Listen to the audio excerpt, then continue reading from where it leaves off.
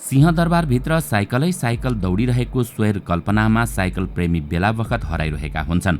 हाम्रा प्रधानमन्त्री, मन्त्रीहरू, सचिव, उच्च पदस्थ कर्मचारी सराबरी साइकलमा सिंहदरबार आवत जावत गर्दै गरेको दृश्य देख्न पाए देशमा समाजवाद व्यावहारिक रूपमै लागू हुनेछ।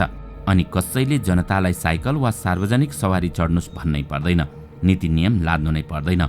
प्रधान सेनापति, प्रधान न्यायाधीश, मेयरहरू, विश्वविद्यालयका उपकुलपति सबैजसो कारभन्दा बढी स्वतः साइकल रोज्नेछन्। साइकल संस्कृतिले हाम्रा सहरहरू हराभरा हुनेछन्। दर्शकवृन्द, आउनुहोस् आजको यस श्रृङ्खलामा हामी नेपालमा साइकल संस्कृति कसरी अभाव र दबावबीच प्रभाव बन्न सक्छ, आज हामी यसैको बारेमा विशेष चर्चा गर्नेछौँ। सन् 1990 को दशकसम्म चीन साइकल संस्कृतिमा सुसज्जित अधिराज्य थियो। त्यतिबेला झण्डै 70 करोड चिनियासँग साइकल थियो। देङ सियाओपिङ प्रत्येक घरमा फ्लाइज पिजन साइकल पुर्याउने सपना पूरा गर्न चिनिया सरकार समर्पित देखिन्थ्यो। तर त्यही चीन आज द्रुत गतिमा 15 लेनवाला राजमार्गमा रूपान्तरित भयो।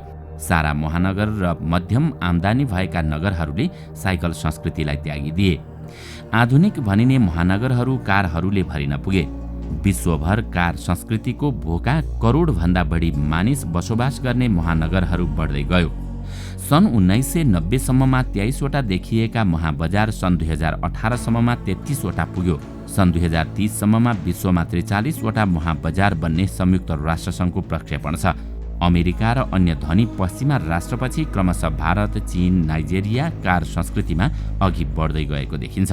कार संस्कृति मौलाउँदै गएसँगै यसले सामान्य मानिस, जीवजन्तु, पर्यावरण र पृथ्वीलाई थप ध्वस्त पार्दै गएको छ। कार संस्कृतिसँगै बढ्दै गइरहेको ग्लोबल वार्मिङ र यसले पर्यावरणमा पारेको असरका कारण आज विश्वमा धेरै महानगरहरू साइकल शहरमा रूपान्तरण गर्ने अभियान स्वरूप आन्दोलनकै रूपमा विश्वभर अघि बढ्दै गइरहेका छन्। भारतमै 12 घरधुरी मध्ये एक कार धनी त छन्, तर 77 मिलियन भारतीयहरू डायबिटिज रोग बोकेर कार हाँकिरहेका छन्। ट्राफिक जामको कुरै नगरौँ, प्रदूषणले स्कुल, कलेज बेला बेला बन्द गर्नुपर्ने अवस्थामा पुगिसक्यो। सरदर आम्दानीभन्दा 3 गुणा बढी खर्चिलो कार चढ्नेहरूले कस्ता धन्दामा पस्नु पर्ला सहजै अनुमान गर्न सकिन्छ। आज हरेक सहरमा कारको सङ्ख्या बढेसँगै सडकमा ट्राफिक जाम मुख्य समस्या बन्न पुगेको छ। मतलब साँघुरो बाटो, अत्यधिक गाडी। स्तानाबुलले संसारकै सबैभन्दा बढी यातायात जामले ठप्प सहरको पहिचान पाएको छ। स्तानाबुलका नागरिकको सरदर वार्षिक 142 घण्टा ट्राफिक जाममा बिना काम खर्च हुने गर्छ। मस्को, बोगोटा, मुम्बई र दिल्ली पनि ट्राफिक जामले उस्तै अस्तव्यस्त सहर बन्न पुगेको छ। यी सहरहरूमा वार्षिक सरदर 100 घण्टा बढी जनताले जाममा खर्च गर्छन्। केन्याको मोम्बासा नैरोबी राजमार्गमा 3 दिनसम्म जाम भएको रेकर्ड छ। मतलब यस्तो जाम जहाँ गाडी पूर्ण रूपमा अड्किएको थियो। यस्ता महानगरहरूमा मेट्रो र मोनोरेल होइन, साइकल विकल्प हो, किनकि मेट्रो र मोनोरेल अति खर्चिला हुने गरेका तथ्याङ्कहरू बाहिरिएको छ। अति बढी स्रोत साधन दोहन तथा दैनिक खर्च हेर्दा मेट्रो मोना संस्कृति दीर्घकालीन सवारी साधन बन्नै सक्दैन। एउटा मेट्रो निर्माणको खर्चले सारा नागरिकलाई विद्युतीय साइकल बाँड्न सकिने देखिन्छ। उच्च लगानी, प्रतिफल कम। यस्ता मेगा परियोजनाले देशलाई अति घाटा भएको तथ्य लन्डन र पेरिस जस्ता सहरहरूकै उदाहरणले पुष्टि गरेको छ।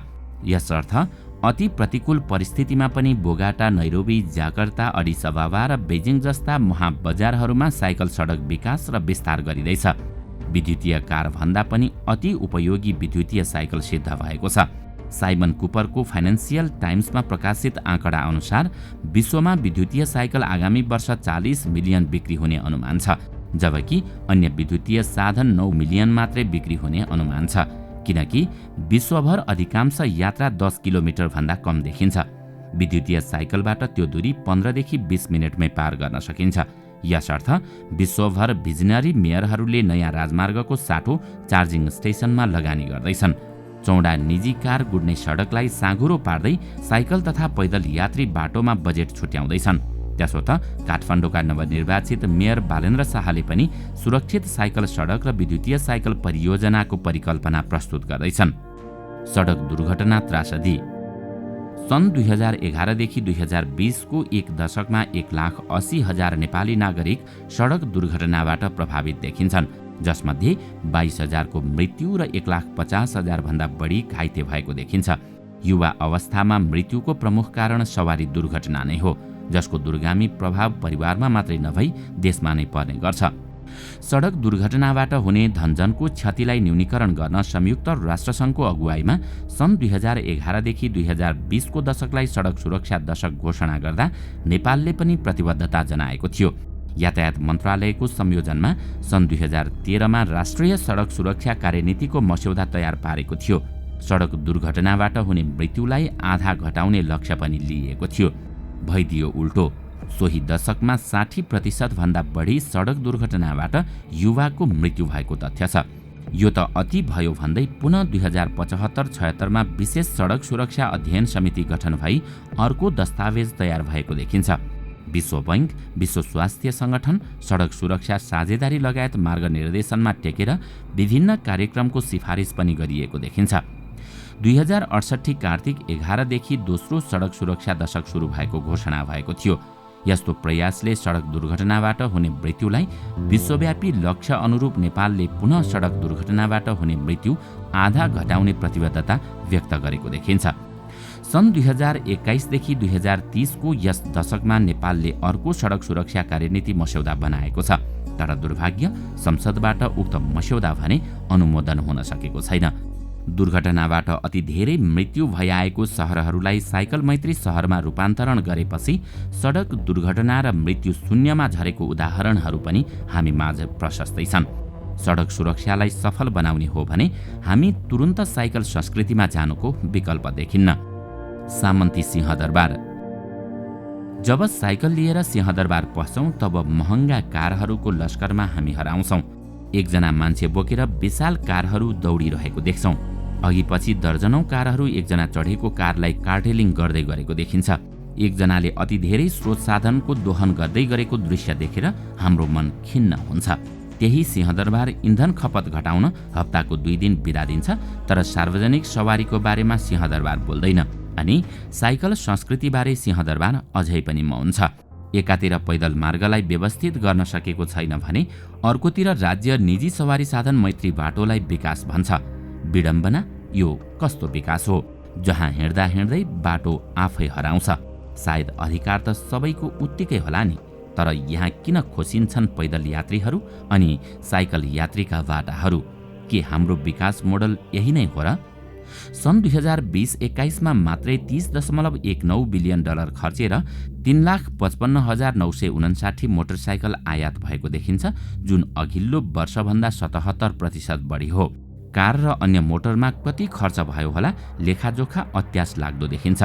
सिंहदरबार जनतालाई इन्धन कम प्रयोग गर्न अनुरोध गर्छ। समाजवादको बाटोमा देशलाई दौडाउने संविधानको कुरा गर्छ। साइकल चढेर अवलोकन गर्दा थप विरोधाभासको पुञ्ज देखिन्छ सिंहदरबार। सिंहदरबारभित्र साइकलै साइकल दौडिरहेको स्वैर कल्पनामा साइकल प्रेमी बेला बखत हराइरहेका हुन्छन्। हाम्रा प्रधानमन्त्री, मन्त्रीहरू, सचिव, उच्च पदस्थ कर्मचारी सरावरी साइकलमा सिंहदरबार आवत जावत गर्दै गरेको दृश्य देख्न पाए देशमा समाजवाद व्यवहारिक रूपमै लागू हुनेछ अनि कसैले जनतालाई साइकल वा सार्वजनिक सवारी चढ्नुस् भन्नै पर्दैन, नीति नियम लाद्नु नै पर्दैन। प्रधान सेनापति, प्रधान न्यायाधीश, मेयरहरू, विश्वविद्यालयका उपकुलपति सबैजसो कारभन्दा बढी स्वतः साइकल रोज्नेछन्। साइकल संस्कृतिले हाम्रा सहरहरू हराभरा हुनेछन्। सहरका कोर क्षेत्रहरूमा मोटरकार रहित बन्दै जाँदा पर्यटन उद्योग फस्टाउनेछन्। प्रदूषण मात्रै होइन, व्यापार घाटा पनि घट्नेछ। नियमित साइकल चढ्दा 80% रोग स्वतः निवारण हुनेछ। स्कुल कलेजको अतिरिक्त शुल्क घट्नेछ। कार संस्कृतिको सपनाबाट मुक्ति हुने बित्तिकै भ्रष्टाचारको लेभल पनि घट्नेछ। यस्तो बौद्धिक चेतना भर्न विश्वविद्यालयको विशेष भूमिका रहन्छ। पाठ्यक्रममा नै हामीले यस्ता चेतना भर्ने विषयवस्तु समावेश गर्न सक्छौं। बुद्ध जन्मिएको भूगोलमा हामीले हाम्रा विद्यार्थीलाई कस्ता खुराक खुवाउने भन्ने बारेमा बहस गर्नु जरुरी छ। पृथ्वी पनि सङ्कटमा। विश्वका धनी देशहरू ग्लोबल नर्थले मात्रै 92% भन्दा बढी कार्बन उत्सर्जन गरेर विश्वका गरिब मुलुकका जनतालाई यातना दिइरहेको तथ्य छ। त्यसको प्रत्यक्ष असर महिला, आदिवासी तथा उत्पीडित समुदायमा परेको छ। अमेरिका एक्लै 40% भन्दा बढी कार्बन उत्सर्जनकर्ता हो। अनि युरोपियन युनियन, रसिया, जापान र क्यानाडा अत्यधिक कार्बन उत्सर्जन गर्ने मुलुक हुन्। ग्लोबल साउथमा भने भारत र चीन चरम इन्धन दोहन गर्ने मुलुक हुन्। ग्लोबल नर्थमा अमेरिकाले अगुवाई गरे झैं ग्लोबल साउथमा चीन चरम प्रकृति दोहनमा अघि बढिरहेको देखिन्छ। नेपाल सरकारले सन् 2050 सम्ममा इन्धन बाल्ने साधन रहित भविष्य नीतिमा सहमति जनाएको छ। साइकल अभियानका लागि अहिलेसम्म कुनै उल्लेखनीय पहल भने गरेको पाइन्न। साइकल संस्कृतिको सौन्दर्य। अमेरिका सबैभन्दा अत्यधिक बढी कार्बन उत्सर्जन गर्दैछ। त्यही देशको समाजशास्त्रका प्राध्यापक लेस्जेक सिभिलस्कीले हाकेको प्राज्ञिक साइकल अभियानबाट प्रभावित भएर संयुक्त राष्ट्रसङ्घले सन् 2018मा विश्व साइकल दिवसको घोषणा गरेको देखिन्छ। एकैपटक 193 सदस्य राष्ट्रहरू संयुक्त राष्ट्रसङ्घको साधारण भेलामा जुनको 3 तारिखमा विश्व साइकल दिवस मनाउन सहमत भएको भनिन्छ। उनीहरू आफै नियमित साइकल चढ्छन् कि चढ्दैनन् थाहा भएन, हामी भने नियमित साइकल चढ्दैछौँ। विश्व साइकल दिवस पनि मनाउँदै आएका छौँ। साइकल दिवसकै लागि लाखौंले थन्किएका साइकल पुसपास पार्दै चढ्छन्। कतिले नयाँ साइकल किनेर चढ्छन्। भाडामा लिएर पनि साइकल चढ्नेहरू प्रशस्त देखिन्छन्। विश्वभर धेरै मानिस नियमित साइकल चढ्दैछन्।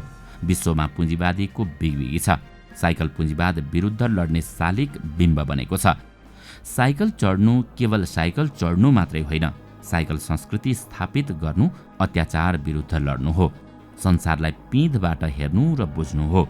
पसिनासँगै अहङ्कार र विकार पहाल्नु हो। सन् 1818 देखि साइकल अस्तित्वमा आयो। प्रतिकूल परिस्थितिमा पनि विश्व मानव विविध स्वरूपका साइकलको पेडल पेल्न छोडेका छैनन्।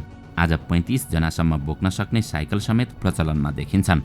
अनेकौं अभियानले उनीहरूलाई एकै ठाउँमा जोड्ने कोसिस गरिरहेको छ। साइकल नचढ्नका लागि मान्छेसँग अनगिन्ती बहाना छन्। सामान्य साइकल चढ्नेहरूलाई धेरैले हेप्छन्। अलि राम्रो साइकल चढ्दा महँगो भन्छन्। अनेकौं व्यवधानका बावजुद सधैँ साइकलको पेडल पेल्दै रमाइरहेका लाखौं छन्। ज्येष्ठ नागरिक छन्, महिला समुदाय छन्। एउटा हात नभएकाहरू साइकल चलाइरहेका छन्। एउटा खुट्टा नभएकाहरू पनि नियमित साइकल चलाइरहेका छन्। उनीहरू साहसिक साइकल प्रतियोगितामा पनि सामेल भइरहेका छन्। हाम्रा युवाहरू साइकल नचढ्न बहाना खोजिरहेका छन्। लब्ध प्रतिष्ठित मित्रहरू पसिना आउँछ र गनाउँछ भन्छन्। पसिना जस्तो अमूल्य चिजलाई अपमान गर्छन्।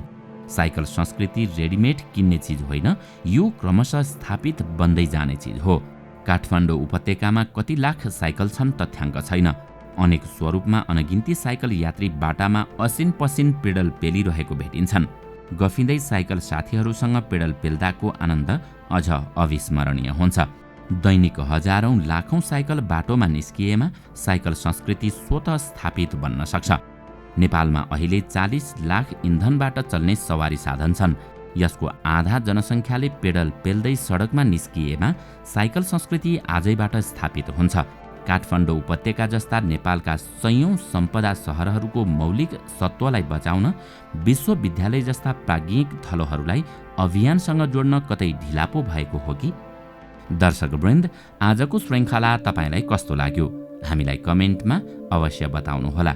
साथै आजको श्रृङ्खला तपाईलाई राम्रो लाग्यो भने लाइक तथा सेयर गरी हाम्रो च्यानललाई सब्स्क्राइब गर्न नभुल्नुहोला र साथमा रहेको बेल आइकन पनि थिच्नुहोस् ताकि हामीले अपलोड गर्ने नयाँ भिडियोको जानकारी सबैभन्दा पहिला तपाईलाई प्राप्त होस्। आजका लागि यति नै। अर्को भिडियोमा अझै रोचक तथ्य लिएर आउने नै छौँ। तबसम्मको लागि बिदा दिनुहोस्। नमस्कार।